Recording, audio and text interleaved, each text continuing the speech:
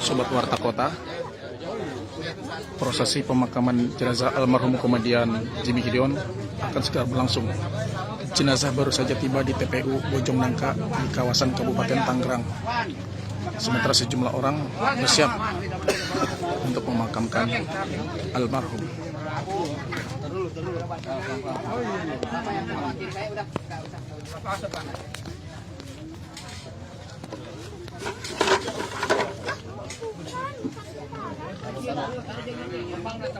Bang biru, bang, maaf bang, punten.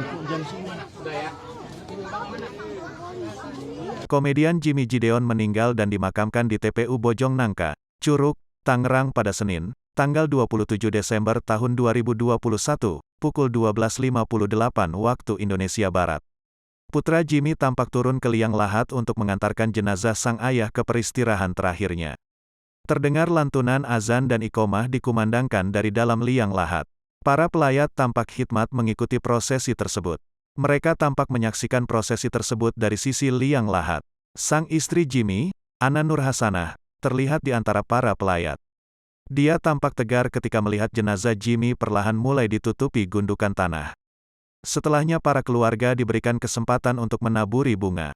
Istri dan anak-anak Jimmy bergantian menanurkan bunga ke makam Jimmy. Usai prosesi tabur bunga, para pelayat kemudian melantunkan doa untuk sang komedian. Sang istri tampak memandangi makam Jimmy dari sisi makam. Belum diketahui secara pasti penyebab kepergian Jimmy. Namun, Jimmy menghembuskan nafas terakhirnya di usia 62 tahun sebelum dibawa ke rumah sakit.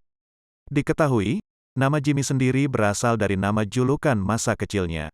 Ia disebut begitu lantaran waktu kecil wajahnya mirip Presiden Amerika Serikat, Jimmy Carter.